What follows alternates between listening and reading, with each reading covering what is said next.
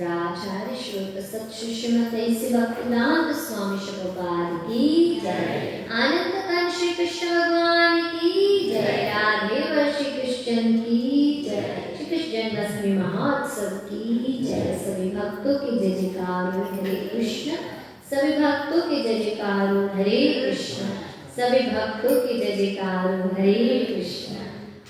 All glories to Guru Gauranga ki, Go Premanandi ki। Om Namo Bhagavate Vasudevaya।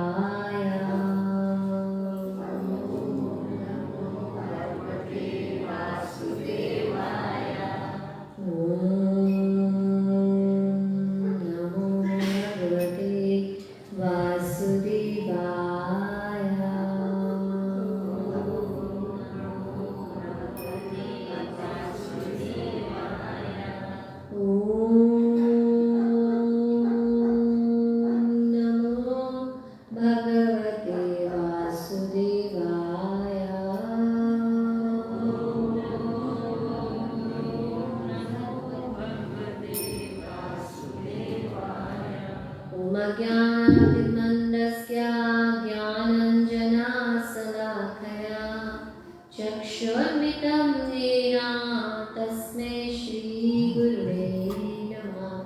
श्रीचैतन्यमनोभीष्टं स्थापितं येन भूतले स्वयं रूपा कदा मायं ददाति स्वापदान्तिकं।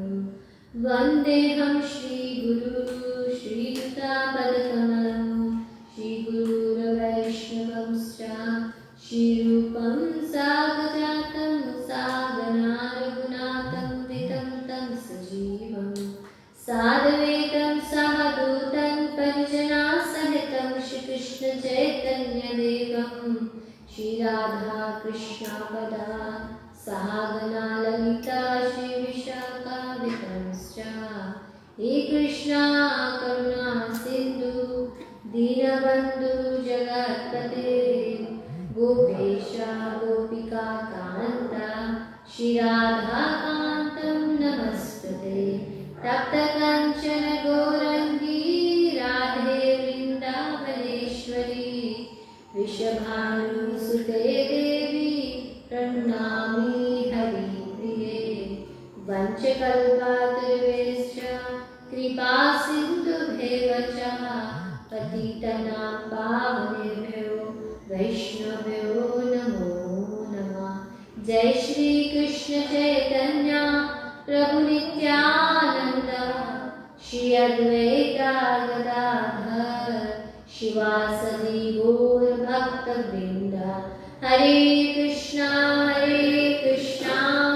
कृष्णा कृष्णा हरे हरे हरे राम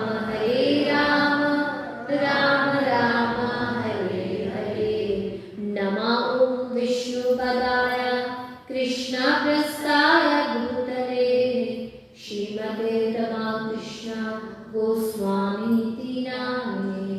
नमो विष्णुपदाय कृष्णप्रस्थाय भूतले श्रीमते भक्तिवेदांत स्वामीति नामिने। नमस्ते सरस्वते देवे गौरवाणी प्रचारिणे निर्विशेष शून्यवादी पश्चादेशतारिणे। नारायण नमस्कृत्यं नरं चैव नरोत्तमं देवीं सरस्वती व्यासं ततो जयमुदीरये। नशप्रायेषु अभद्रेषु नित्यं भागवत सेवया भागवतम् उत्तम श्लोके भक्ति भवति नैष्ठिकी। गद्राश्रम भागवतम की जय। 10वें स्कंद खास करके भगवान श्री कृष्ण की लीलाएं के विषय में वर्णन है और इसमें हम चर्चा कर रहे थे कल कि किस प्रकार से नारद मुनि आकर कंस को बताएं कि वास्तव में आपका जो मारने वाला 8वां जो पुत्र है देवी की वासुदेव के, वो तो वृंदावन में नंद महाराज के घर पर है। तो ऐसे बताएं जब, तो कंस तो तुरंत वासुदेव देवकी को खत्म करना चाहते थे कि हमसे गद्दारी किया, परंतु नारद मुनि उनसे कहते हैं इनको मत मारिए, आप मारना चाहते हैं तो जो आपको मारने वाला उसको मारिए। तो इस प्रकार से वो तुरंत योजना बनाते हैं कि अक्रूर को भेजते हैं मथुरा, कि वहाँ से कृष्ण बलराम को लाए और यहाँ रेसलिंग मैच, कुश्ती बोलते हैं, कोई बोलते हैं धनुर्युद्ध, और उनके योजना में वो केवल ये करने को नहीं बल्कि इधर सारी योजना की है कि जैसे आएंगे मथुरा में प्रवेश करेंगे, एक हाथी से कुचलाकर मार देंगे। अगर वो नहीं मार पाई तो एक बहुत खतरनाक बंदर है दिविदा नाम के, उनसे मरवा देंगे। अगर ये भी नहीं पाएंगे तो हमारे पास बहुत हष्ट-पुष्ट कुश्ती लड़ने वाले चाणूर, मुस्तिका, ऐसे ऐसे युद्ध कला दिखाने के हैं जो उनको खत्म कर देंगे। इस प्रकार से ये आयोजना अक्रूर को बताते हैं और अक्रूर उनका बात सुनकर मानकर तैयार हो जाते, घर जाते हैं। रात भर सोए नहीं कि हमें वृंदावन जाना है। अभी किसी भक्त को मंदिर आना है तो एक रोज से तैयारी हो लगी, मन एकदम आए कि हमें ये सब करना। इसी प्रकार से अक्रूर जी भी और मन में ही मन में देखने लगा कि मैं जाऊंगा तो साक्षात भगवान का दर्शन पाऊंगा, यानी कि कैसे हमें भगवान के धाम या मंदिर आना है। अक्रूर जी सिखा रहे हैं कि हमारा मन कैसा होना चाहिए। मन में एकदम भगवान को ध्यान कर कर याद कर रहे हैं।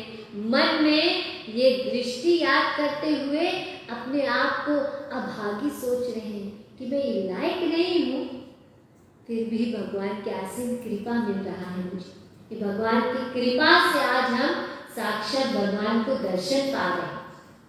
कंस तो भेज रहे हैं अपना कार्य के लिए, परंतु हमें तो खुशी हो रहे हैं कि हम कंस के बहाना साक्षात भगवान की दर्शन पा रहे हैं। तो ये भाव रखकर भगवान को निरंतर उनके पर ध्यान करते हैं।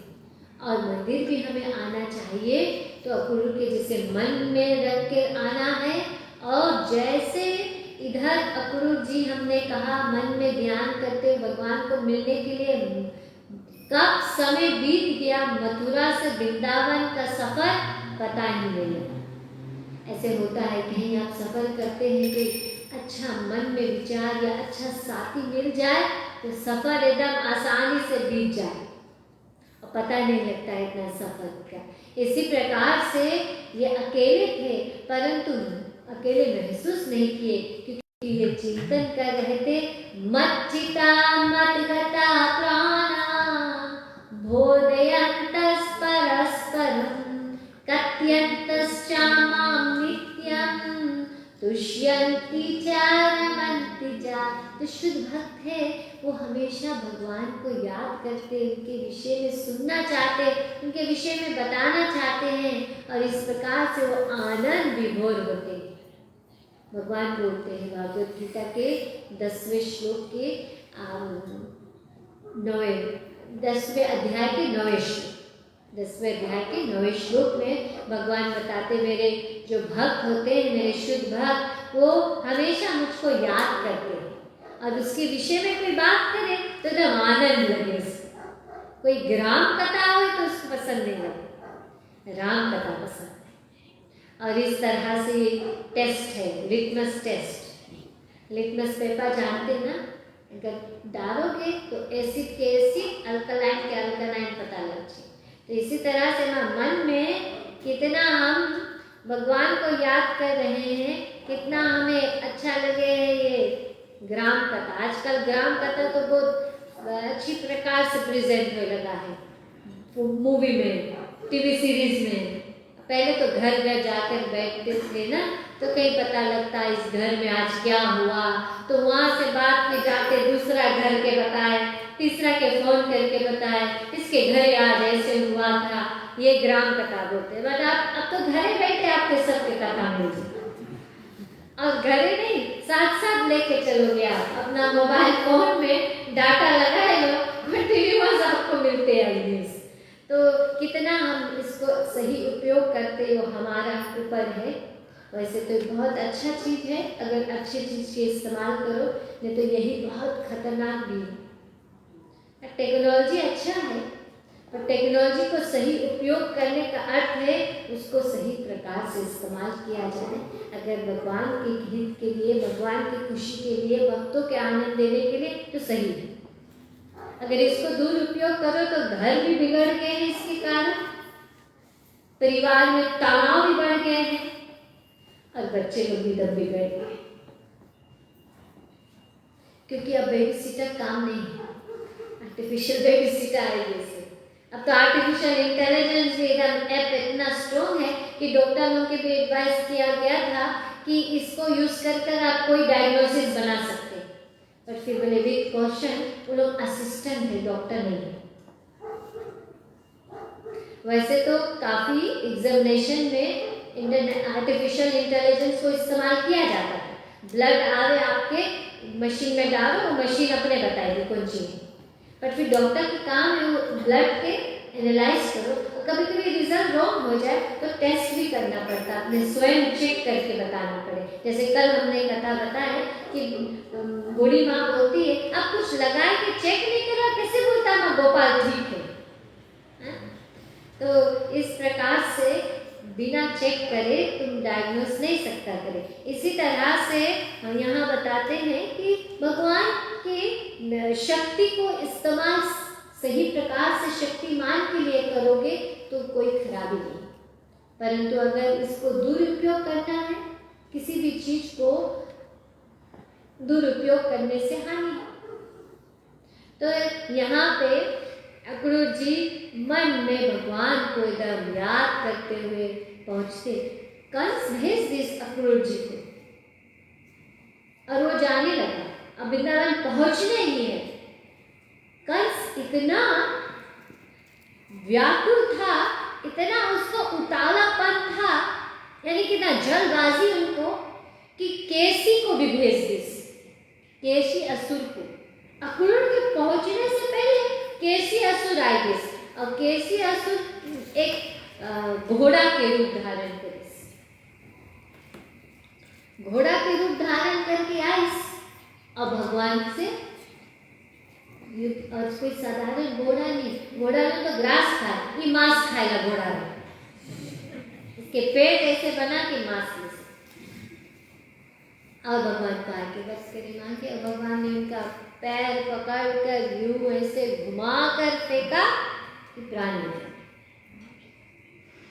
ये बताते हैं ये केसी असुर वास्तव में पूर्व जन्म में राजा इंद्र का सेवक था, और एक बार राजा इंद्र ने अश्वमेध यज्ञ करना चाहा जब उन्होंने वृत्रासुर का वध किया था।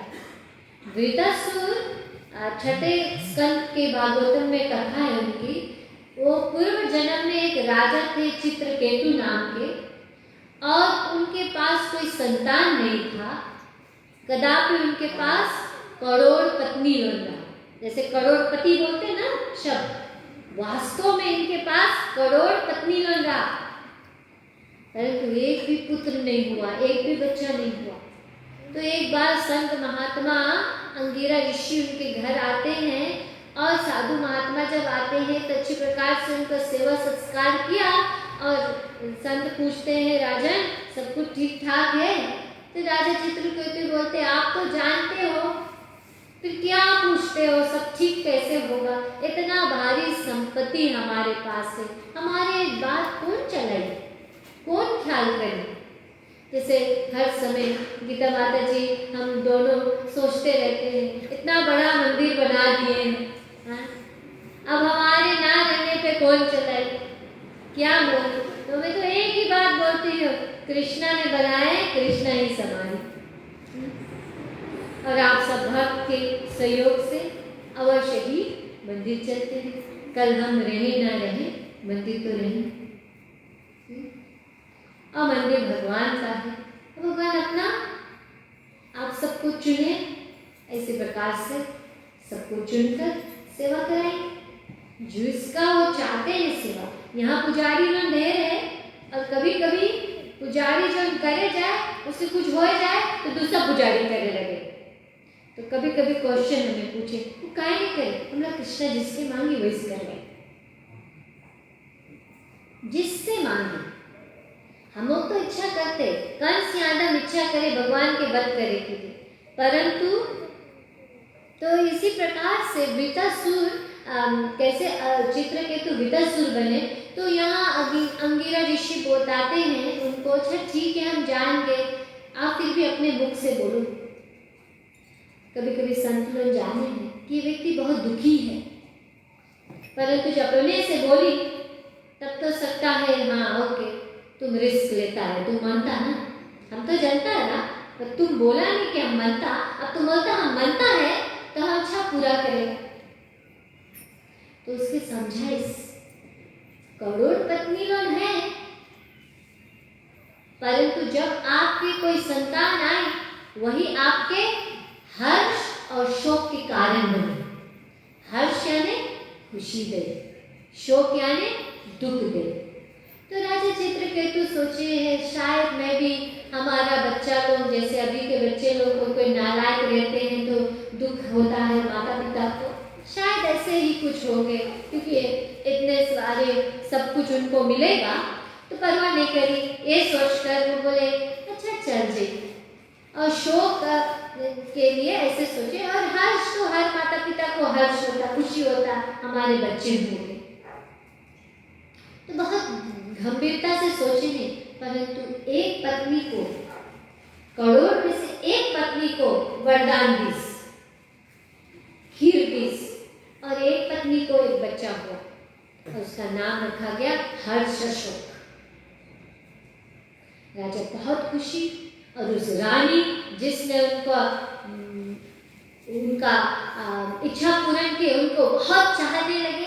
और इस प्रकार से क्या होगा, अब राजा एक ही पत्नी के ऊपर सारा अपना ध्यान देने लगी, तो और सारे रानियां ईर्ष्या, एकदम जेलस खाली नहीं, क्रोधित भी हो गए। और इसको, इस बच्चे को, ये बच्चा के कारण सब चीजें, ये बच्चा नहीं रहा वो सबको लगता अच्छा से रहता है, ये बच्चा आएगी से लोगों के बीच में ही काटा आएगा, इसको ही हटा दे। तो विष पिला के मार दिस। अब तो राजा चित्रकेतु बहुत दुखी। तो अब नारद मुनि, अंगिरा ऋषि अकेले नहीं आए, नारद मुनि के साथ लेकर और उनको समझाए। फिर राजा चित्रकेतु समझ जावे। फिर ऐसे हुआ, एक बार भ्रमण कर रहे थे तो कैलाश पर्वत में शिव जी माता पार्वती को अपने गोद में रखकर कथा कर रहे थे। तो ये चित्रकेतु अपन विमान में जाए और ऐसे हंस दिस। उसका हंसने का आचार्य समझाते हैं कि देखो कितना महान है शिव जी ना, अपन पत्नी की गोद में रख के भी इसका मन कृष्णा में, हरि कथा में। तभी देखो मंदिर मस्जिद में सब अलग अलग ना, माताएं अलग, पुरुष लोग अलग। क्यों? क्योंकि ये बताते हैं शास्त्र कि स्त्री लोग अग्नि के जैसे, पुरुष मक्खन के जैसे। अग्नि और माखन जब नजदीक आए तो क्या होगा? माखन तो पिघल जाए, butter. Woman is like fire, men are like butter.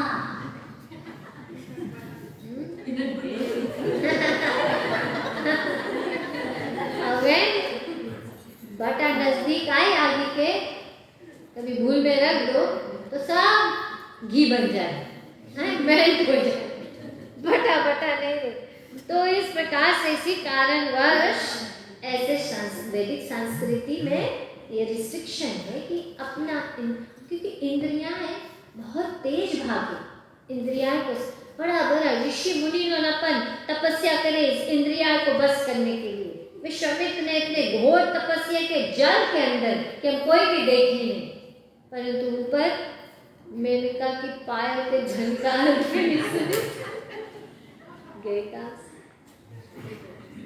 सुभारी मुनि भी जमुना नदी में हमने बताए थे आप लोगों को।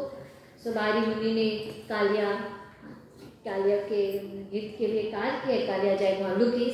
सुभारी मुनि मछली लोगों के हित के बारे में, वेलफेयर ऑफ द फिश के बारे में इतना चिंतित रहा, गरुड़ जी को श्राप दी। पर वही मछली लोगों के मैथुन करते देख के उनका तपस्या भंग हो गई, वो भी बीमार। इस प्रकार से कहने के अर्थ है कि चित्रकेतु शिव जी का प्रशंसा किए, परंतु पार्वती माता जब अपमानित हो गई, स्त्रियों के स्वभाव है, एक बहुत ज्यादा स्वभाव है। अगर कोई देख के हंसीस तो बोले अरे कुछ घर बनाओ में देख ली। तो श्राप दे राजा, तुम ऐसे व्यवहार करता है, तुम असुर कुल में जन्म लो। और बन गए चित्रकेतु वृतासुर, और वृतासुर को वध करेंगे राजा इंद्र, और इंद्र वध कर दे।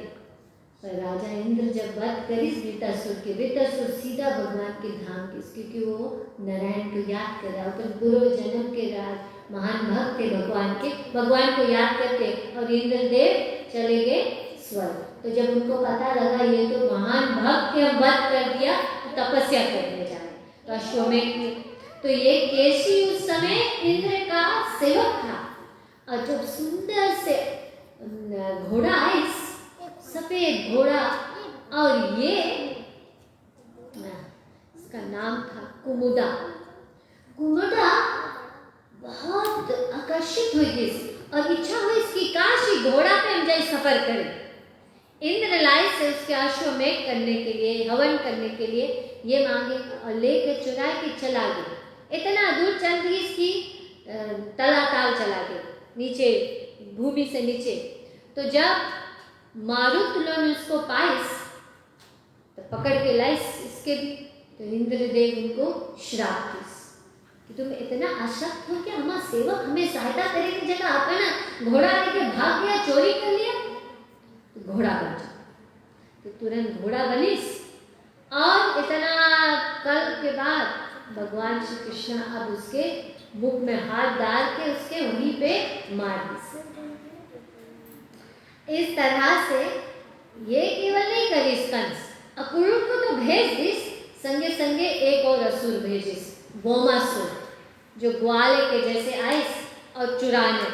बच्चे लोग जैसे कभी कभी खेले ना, पुलिस एंड चोर, चोर और पुलिस, तो भगवान भी यहाँ पे खेल रहे थे, और ये भी आई गई, बन गए ग्वाला, और चोर बन गए, और सब के चुराइस। तो भगवान के जैसे पता लगा, उसको भी बंद किया। अब इधर इतना हो गए, अब कंस के भेजे हुए अक्रूर जी वृंदावन में जैसे प्रवेश करते हैं, और देखते हैं ब्रज भूमि वृंदावन में भगवान का चरण का चिन्ह, पादुका, पैरों का निशान। क्योंकि वृंदावन में भगवान 11 साल तक थे, कभी जूता नहीं पहने। कौन जानते का है भगवान जूता नहीं पहने?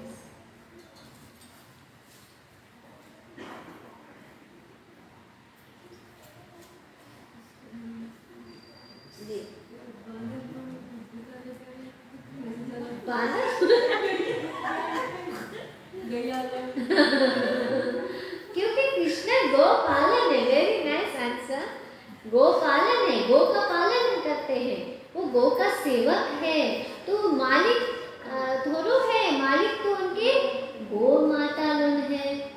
तो गो माता लोन नहीं पहने जूता, तो बोले हम कैसे पहने? तो इसी प्रकार से भगवान यहाँ दिखाते हैं कि जो सेवक के मालिक से बढ़ चढ़ के नहीं रहे। छोटी छोटी गैया में पूछे ना तुम कौन है, किस वचन में पूछे है? तो उसमें बताए भगवान, हाँ? बोले मैं तो हूँ गो पाल करने वाला। क्या तुम्हें पसंद है? बोले माखन मिश्री। तो पूरा ब्रज के भ्रमण करी 11 साल तक बिना जूते। तो जब गैयालन सुनी कि कान्हा बिना जूता पहने अब उनके संगे संगे इतना दूर तक जाए, रातों रात सारे गैयालन पूरा ब्रज भूमि में जो भूमि था उसको ठोक ठोक के एकदम मुलायम कर दे। आज भी अगर आप वृंदावन जाओगे, वहाँ का जो रज है जैसे बालू के धूल के जैसे, एकदम बालू तो कड़ा है, वो इतना फाइन, जैसे यहाँ डस्ट हम देखते हैं, डस्ट का एकदम सॉफ्ट मुलायम है कि भगवान को कोई प्रकार से चुके नहीं। तो इसमें चिन्ह जैसे भगवान के पैरों का निशानी देखिए, कैसे चिन्ह है, क्योंकि भगवान के पैरों के नीचे शंख, चक्र, गदा, हाथी, पेड़, ये सब मंदिर, ये सारा लक्षण वहाँ बना है। हम पैर रखते हैं तो केवल मार्ग बना रहता है, चिन्ह है, फुट मार्क खड़ी। भगवान रखते हैं पूरा सारा निशान। तो इनसे पता लगता है कि कौन साक्षात भगवान। अगर कोई बोली हम भगवान हैं, उसके पैर देखना, उसमें है कुछ ही नहीं, लाइन लेने एक्सेप्ट कर लेना है। इस प्रकार से डरिस भी नहीं कि कहीं हमें कंस कोई गुप्तचर से दिखाए, पता लगे कि यहाँ दंडवत करे, प्रणाम करे भगवान की, तो ऐसे उसके बुला के लेके जाए, कुछ भी नहीं। और सुंदर सुंदर प्रार्थना करें। और फिर जब जैसे जाए प्रणाम करके साक्षात जैसे खड़ा हुए, कृष्ण बलराम वहाँ सामने उसका एक खड़ा है।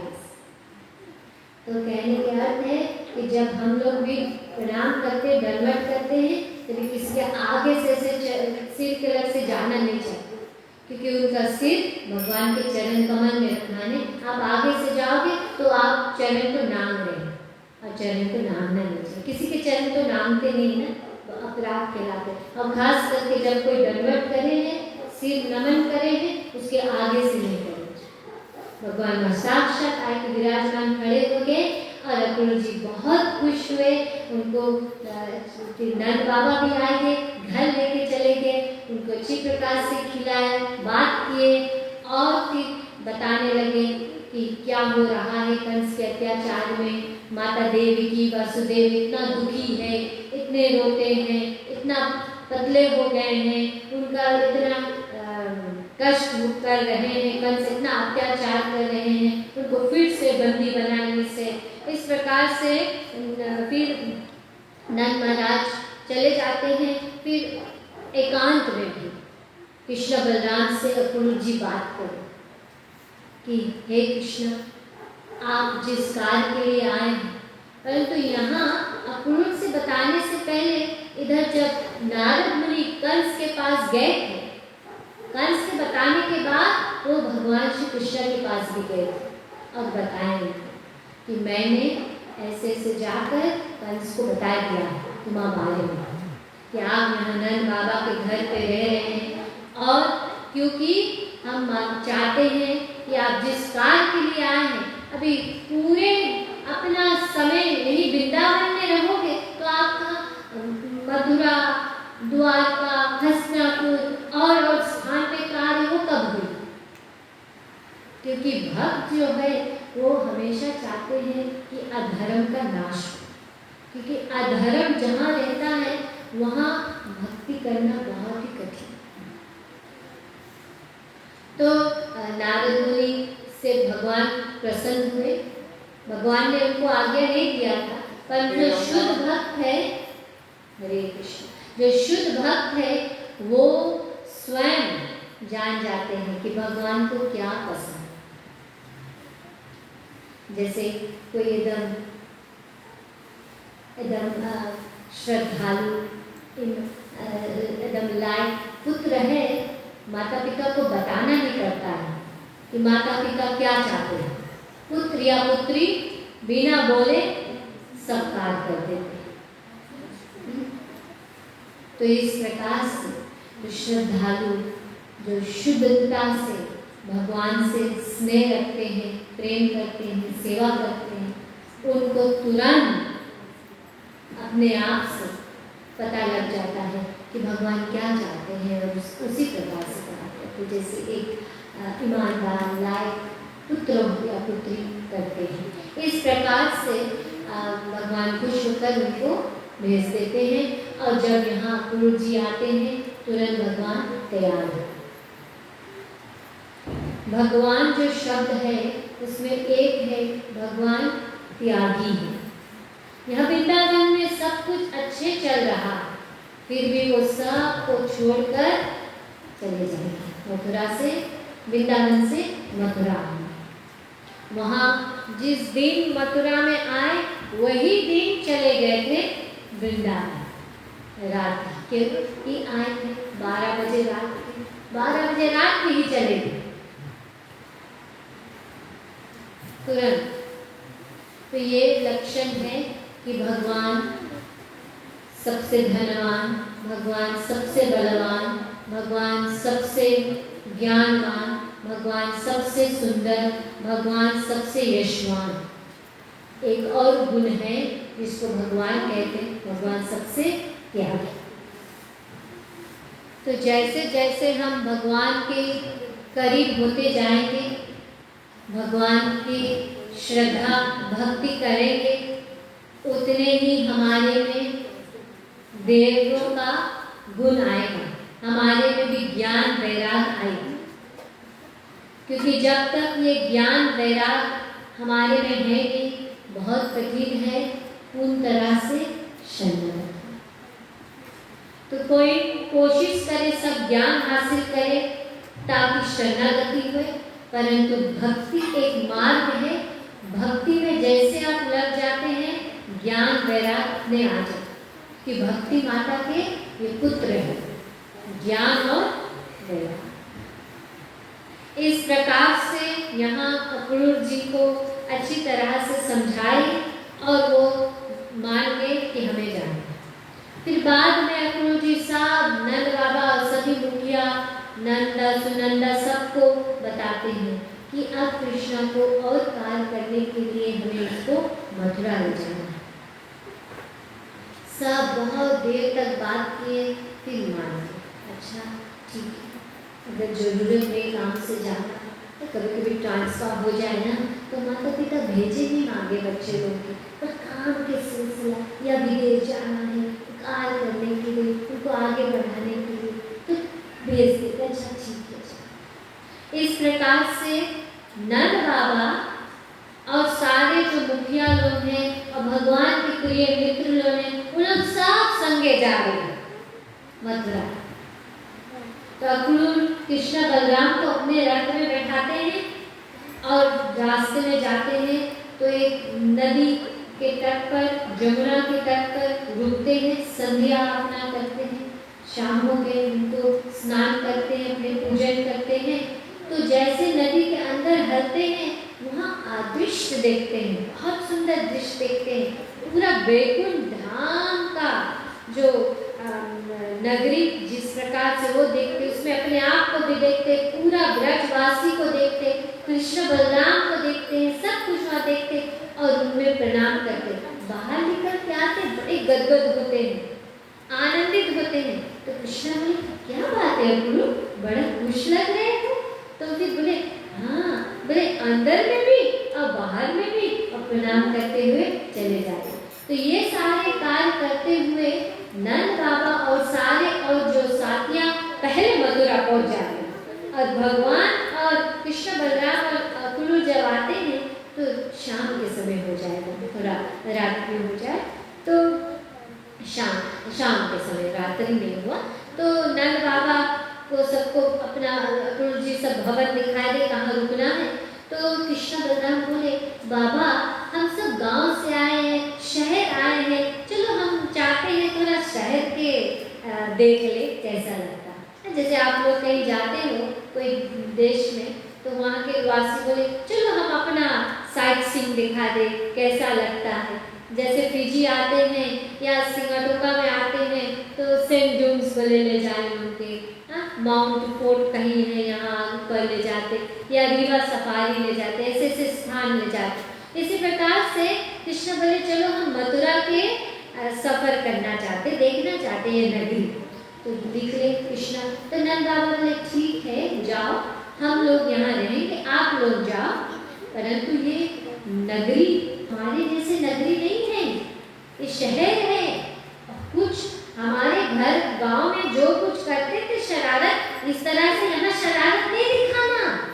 यहाँ कड़ा निगरानी में सब सेना लोग है, वो पकड़ नहीं, मत कुछ शरारत करना का ना। बोले ठीक है बाबा, और चल पड़े। कृष्ण बलराम और सारे ग्वाले मित्र जाते, सबसे पहला धोबी घाट में पहुंचते। वहां जो धोबी है, सुंदर सुंदर कपड़े सब है, और धोकर आंख करके सब टांग के रखी से। कृष्ण बोले मुझे थोड़ा कपड़ा दे दो, इतना सुंदर सुंदर कपड़ा है, मुझे पहनना है, हम शहर आए हैं, अपना ये पोर्शन उतार कर हम राजा के जैसे राज में जाना चाहते हैं। वो धोबी क्रोधित हो गया, खबरदार कोई कपड़ा छुआ। यहाँ देख सकते हैं भगवान को हम रुचि रुचि चीज देना चाहते हैं, बड़े प्रेम से देना चाहते हैं, भगवान स्वीकारते हैं।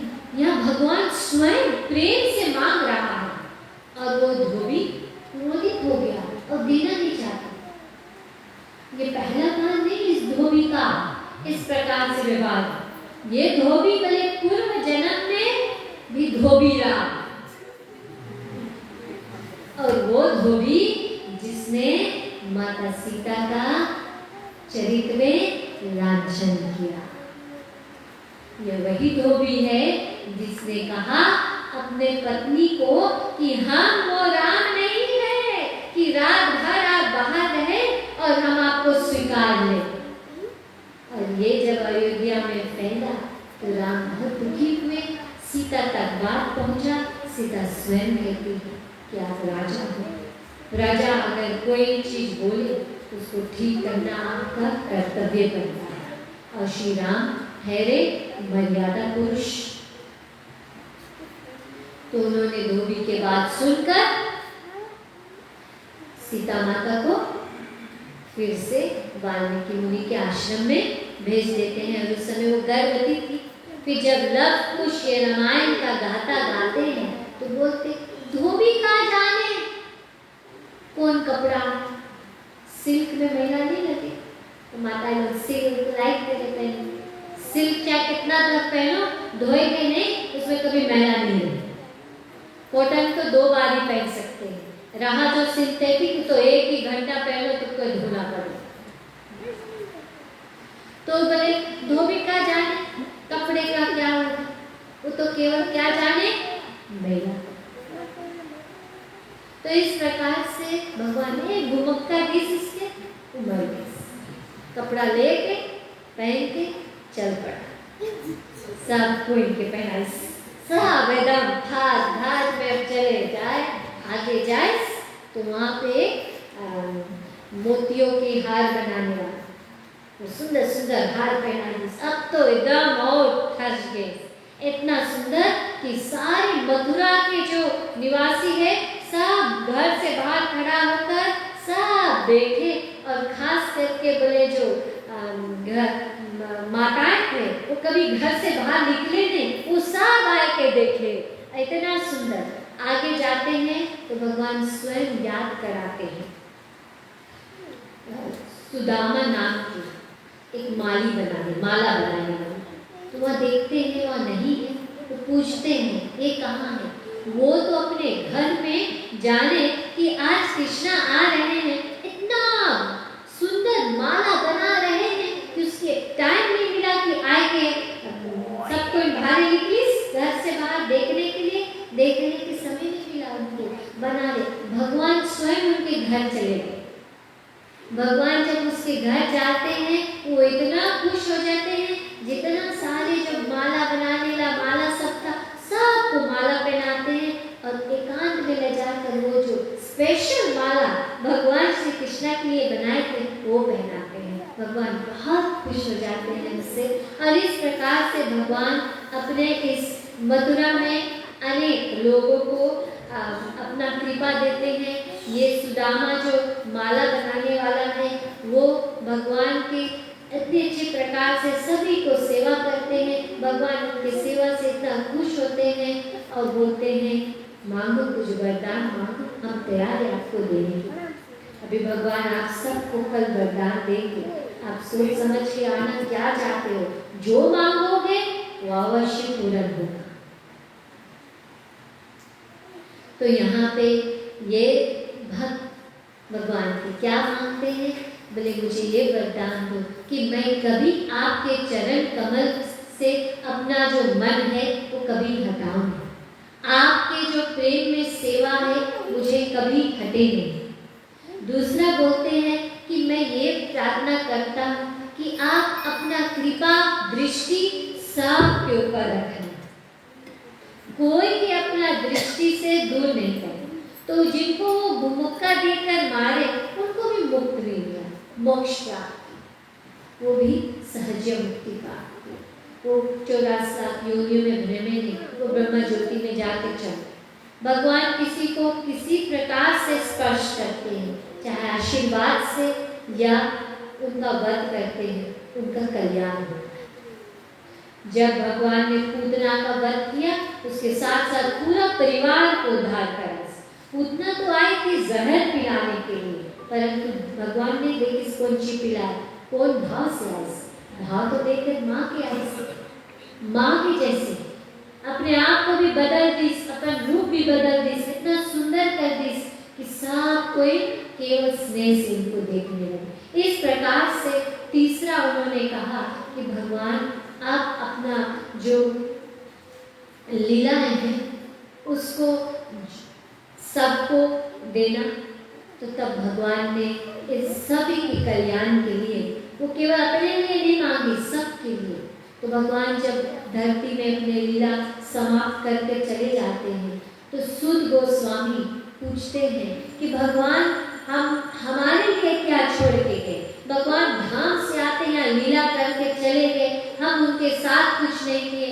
तो बोले श्रीमद् भागवतम साक्षात श्री कृष्ण के विस्तार रूप है।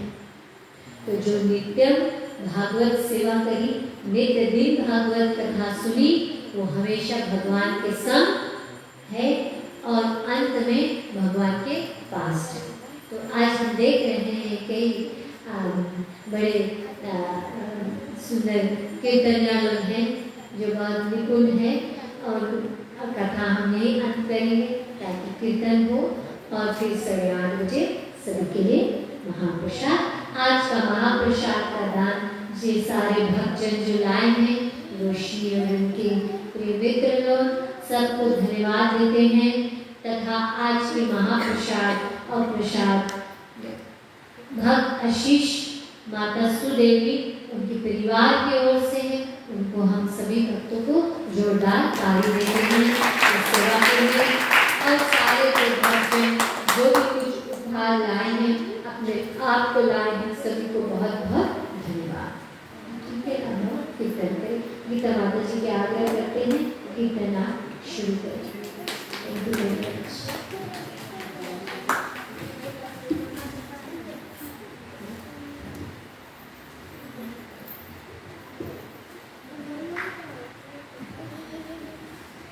गीता माता जी के बाद वॉलंटियर है, तो हमें ये सबको नाम बताते हैं। राइट, एक माता एक प्रभु, ठीक है। तो आपका डैड प्रभु पे, अच्छा जैन, ठीक। आप फिर उसके बाद सुभाषिनी माता, फिर आप, ठीक है। और हरे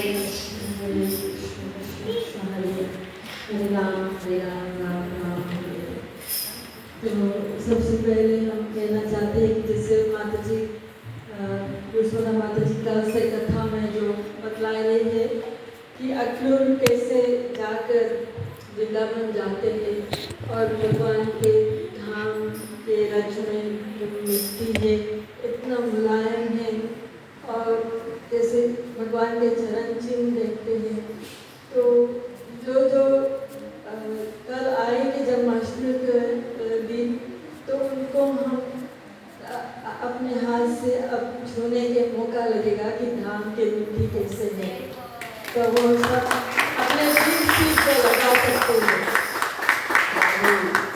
श्री वृंदावन नाम की जय। बात कहेंगे और अपनों से केवल प्रार्थना नहीं, वो धूल में लौटे लगा, वो खाली चरण के चिन्ह है कि लौटने लगा। तो माता जी आपको यहाँ से पे करी, आप इमेजिन करना आप धाम में लौट रहे हैं। Thank you very much. हरे कृष्णा कृष्णा कृष्णा हरे राम हरे राम राम राम हरे कृष्णा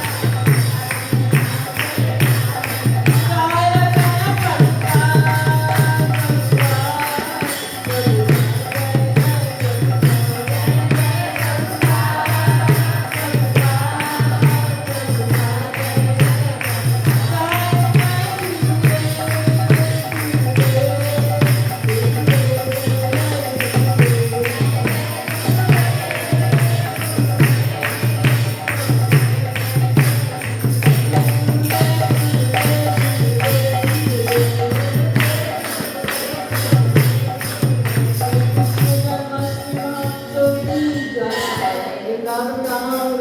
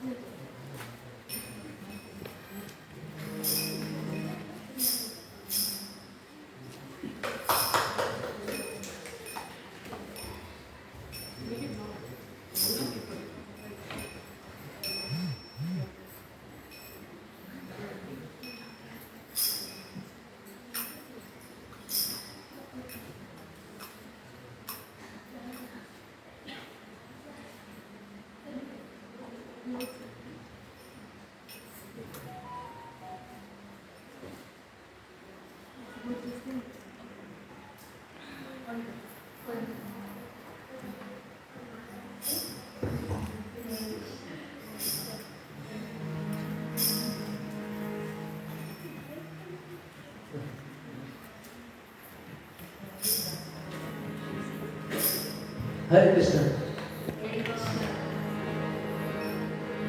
मेरा कान्हा बड़ा अलबेला अलबेला, मेरे मटकी में मार गया ढेला।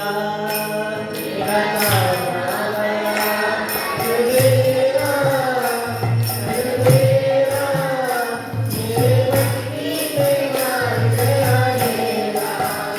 मेरा कान्हा बड़ा अलबेला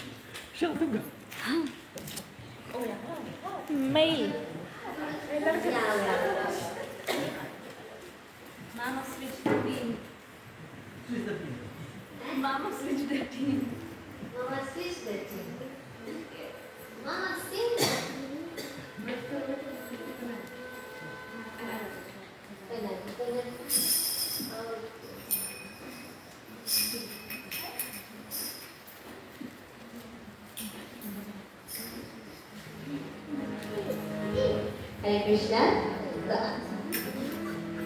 तो आज हम सुने थे कि कैसे कृष्ण बलराम मथुरा आए हैं।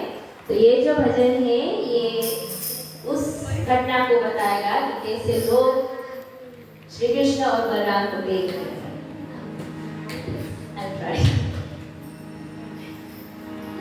नंद के भवनवा और सखी नंद के भवनवा से आइले दुई ललनवा चला देखी आई।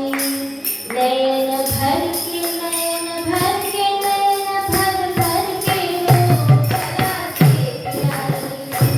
नयन भर के नयन भर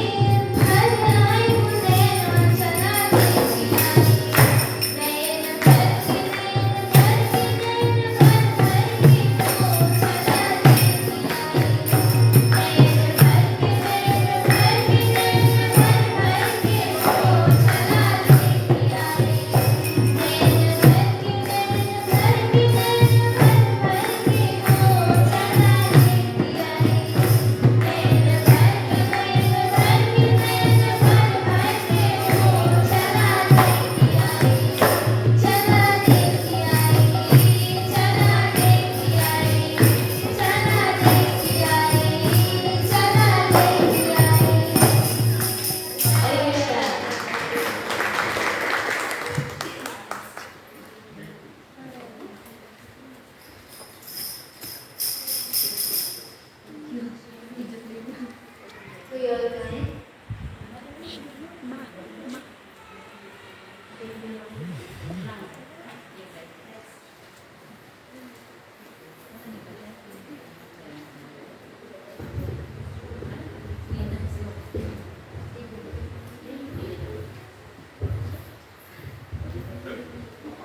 शाम तेरी बंसी पुकारे राधा नाम,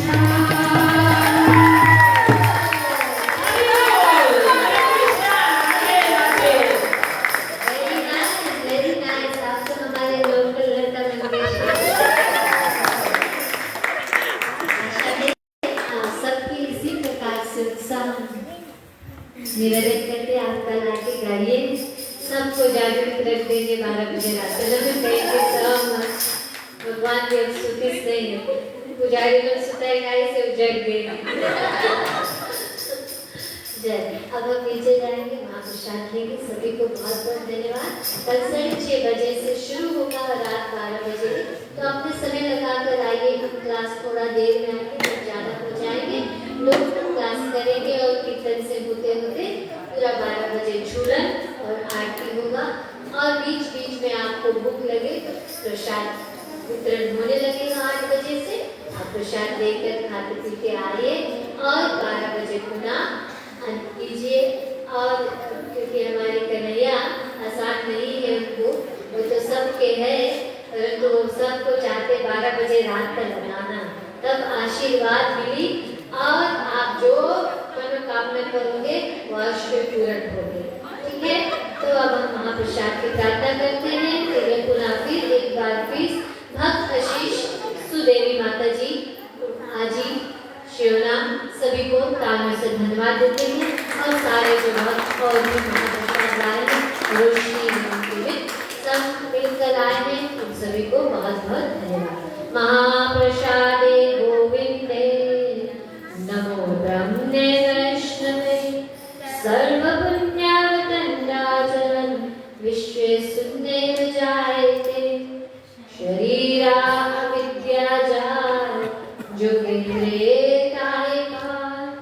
जो फले विशेष सागरे तारमते जीवन लोग माये सुगरमती ताके जटा कठिन संसार कृष्ण बड़ा दयामय पूर्वा जीवजा स्वापशात अंतिरो भाई सैन्यवृत्त भाओ राधा कृष्ण गुण गाओ प्रेमे जागो श्री चैतन्याय जय निवाय जय निताय हरे कृष्णा कृष्णा कृष्णा हरे हरे हरे राम राम राम हरे हरे हरे कृष्णा। और जैसे हमने दिन सबको गिफ्ट दे रहे थे, आज खास प्रश्न नहीं पूछे, एक थी और गीता माता जी को गिफ्ट दिया और वो बदले में आप सभी को गिफ्ट देना चाहती हैं, तो सबको गिफ्ट मिलेगा। आप अपना गिफ्ट लेकर जा सकते हैं, कल आएंगे आपको और भी गिफ्ट मिलेगा। हरे कृष्णा। आज गिफ्ट लेते हुए हम खड़ा हो जाना फोटो के लिए, फोटो सेशन। आज ग्रुप फोटो